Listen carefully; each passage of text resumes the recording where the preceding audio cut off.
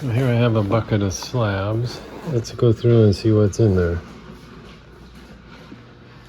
Okay, I'm trying to consolidate some stuff, and so I thought I'd go through this partial bucket of material and show you guys what it is. So I'm gonna get it wet and we'll go through it. I've got a little bit of variety in here. So first off, this is a chunk of onyx. I'm not sure how well. Apparently I paid 50 cents for it. You can see it's got some translucency to it. But it's also almost crystalline, so I'll probably give that back to the club and let them resell it. Down here in front is some slabs of sodalite. A little on the light side. I prefer mine to be dark blue. This could be considered desert lapis if it's out of, I want to say New Mexico or something like that. But anyway, it's basically sodalite. There's a piece of green Jasper. I'm sure somebody out there knows where it's from. I don't. It's just picture Jasper. Not very big or good pictures. We have a decent slab of Gary green. There's lots of potential. You got some swirly stuff down here. You've got nice layering. Unfortunately, there is some spots in there, so I'd have to work around those. But for the most part, it's a good sized, decent slab of Gary green, or larsenite if you want to go by the new name of it. This is a stack of rhodonite, and if you don't know about rhodonite, when it oxidizes, it's black. And so when you're out digging for it or rummaging through garage sales and things like that, if you pick up something that is much heavier than it should be and it's black, chip a corner off and you can see the pink. This is definitely rhodonite. And I think I did a previous video specifically on this stuff. And I got a few slabs of it. Some of it's alright, you know, if you like the black bands running through your cabochons, then there's plenty of workable material in there.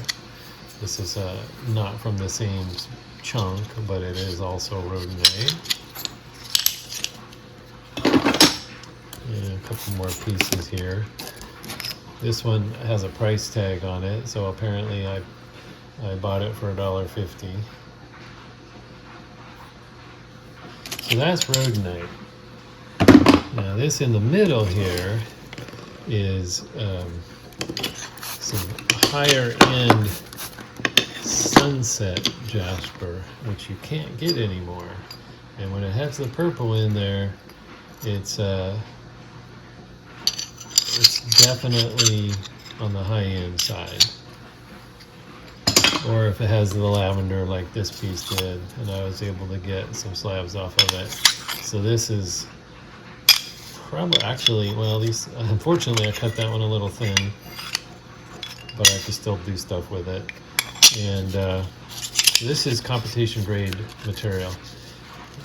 It's actually an agate. So this would be considered sunset or a jasp agate, I guess. But that's some high-end stuff that, and once again, you can't find it anymore. Now over here, yeah, there we go. This is all polka dot, and there's a lot of what they call the ice blue in here.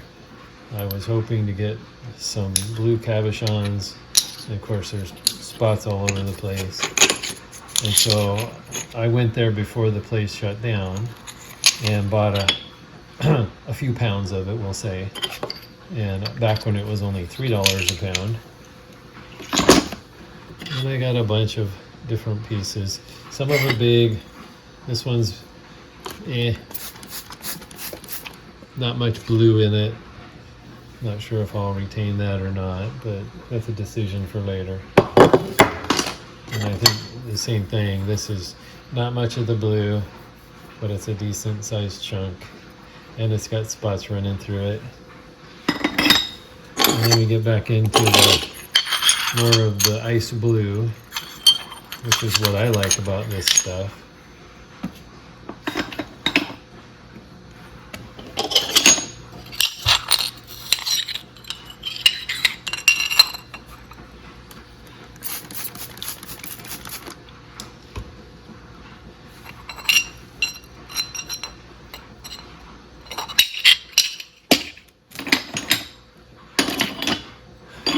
There's a small chunk of African blue lace. It's got a really nice pattern to it, which is why I haven't cut it, because I think that would make a wonderful cabochon or pendant or something.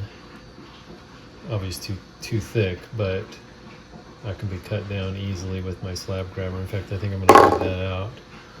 And then there's a whole bunch of this stuff. And at first I thought it was rose quartz.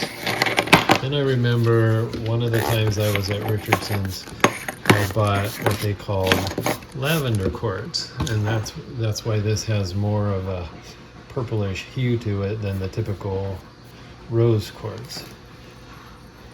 Unfortunately, it's highly fractured, so I think if I try to cut cabs out of it, I'm going to have to stabilize it in some fashion. And I cut extra thick slabs so that it would retain the color, because once it gets clean, thin, it loses pretty much most of its color. And then there's a piece of zebra agate. There's more of this somewhere, I just don't know where. Unfortunately, there's a crack that runs right through the best little feature in the stone. That's a bummer, but oh well, that's Mother Nature. Now this pile is all amethyst sage. And it's the reason, I'll show you the reason they call it amethyst sage, because it's purple.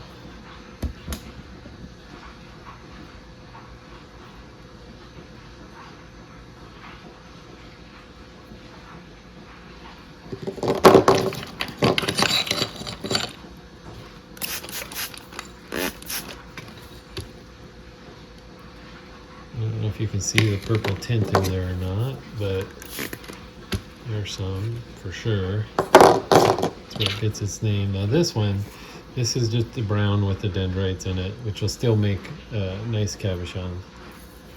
I'll have to work around this big old crack here, but still. There's some purple, you see that? Now ideally what you would want is a big chunk of translucent purple with dendrites. This is a bit on the dark side, but it still might work.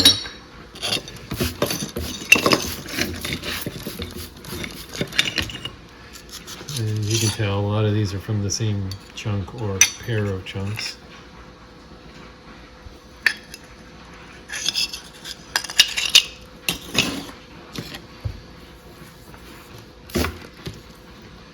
More purple. There you go.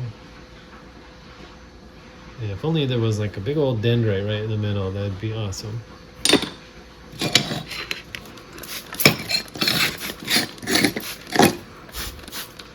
There you can see some dendrites in this guy. So that's good. Pretty dark. Same thing, pretty dark.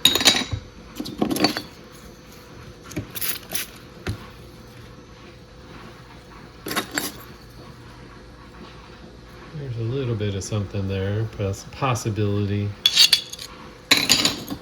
What do we have here?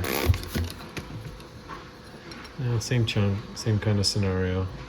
But this one you can see the dendrites on the surface here and here. Not so transparent, but definitely got the purple color in it, so that's not so bad either. And same thing on the back side, although there's a crack here, so I would definitely cut it on this side here. So there's my bucket of slabs that I was consolidating into a smaller bucket. There you go. And